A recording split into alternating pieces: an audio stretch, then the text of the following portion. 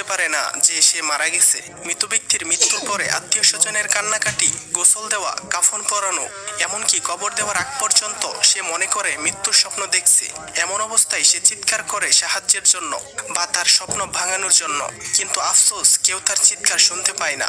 যখন সবাই তাকে দাফন করে চলে যায় তখন মৃত ব্যক্তি একা হয়ে যায়। ঠিক তখনই মহান আল্লাহ তাআলা তার আত্মাকে পুনরায় তার দেহের মধ্যে ফিরিয়ে দেয়। প্রথমত মৃত ব্যক্তি এটি ভেবে নেয় যে হয়তো তার খারাপ স্বপ্ন শেষ হয়ে গেছে এবং সে ঘুম থেকে জেগে উঠেছে, তাই সে আল্লাহর কাছে কৃতজ্ঞতা প্রকাশ করে। এরপর সে তার শরীর স্পর্শ করতে থাকে যা কিনা সবেমাত্র দাফন করা হয়েছে। তখন সে বলতে থাকে, আমার শার্ট কোথায়, আমার প্যান্ট কোথায়, আমি সাদা কাপড়ে মোড়ানো কেন, এখানে এত অন্ধকার কেন, এখানে এত ময়লা মাটির গন্ধ কেন। তখন সে আস্তে আস্তে বুঝতে পারে যে সে সত্যি মারা গেছে, এটি কোনো দুঃস্বপ্ন ছিল না। আপনি কি জানেন মৃত ব্যক্তিরা কখন বুঝতে পারে যে তারা মারা গেছে? মৃত ব্যক্তিরা প্রথমে বুঝতে পারে না যে সে মারা গেছে। মৃত ব্যক্তির মৃত্যুর পরে আত্মীয় স্বজনের কান্নাকাটি, গোসল দেওয়া, কাফন পরানো, এমনকি কবর দেওয়ার আগ পর্যন্ত সে মনে করে মৃত্যুর স্বপ্ন দেখছে। এমন অবস্থায় সে চিৎকার করে সাহায্যের জন্য বা তার স্বপ্ন ভাঙানোর জন্য, কিন্তু আফসোস কেউ তার চিৎকার শুনতে পায় না। যখন সবাই তাকে দাফন করে চলে যায় তখন মৃত ব্যক্তি একা হয়ে যায়। ঠিক তখনই মহান আল্লাহ তাআলা তার আত্মাকে পুনরায় তার দেহের মধ্যে ফিরিয়ে দেয়। প্রথমত মৃত ব্যক্তি এটি ভেবে নেয় যে হয়তো তার খারাপ স্বপ্ন শেষ হয়ে গেছে এবং সে ঘুম থেকে জেগে উঠেছে, তাই সে আল্লাহর কাছে কৃতজ্ঞতা প্রকাশ করে।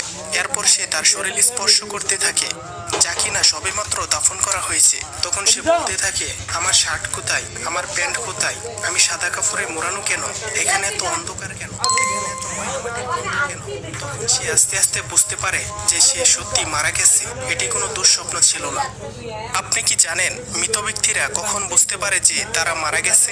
মৃত ব্যক্তিরা প্রথমে বুঝতে পারে না যে সে মারা গেছে। মৃত ব্যক্তির মৃত্যুর পরে আত্মীয় স্বজনের কান্নাকাটি, গোসল দেওয়া, কাফন পরানো, এমনকি কবর দেওয়ার আগ পর্যন্ত সে মনে করে মৃত্যুর স্বপ্ন দেখছে।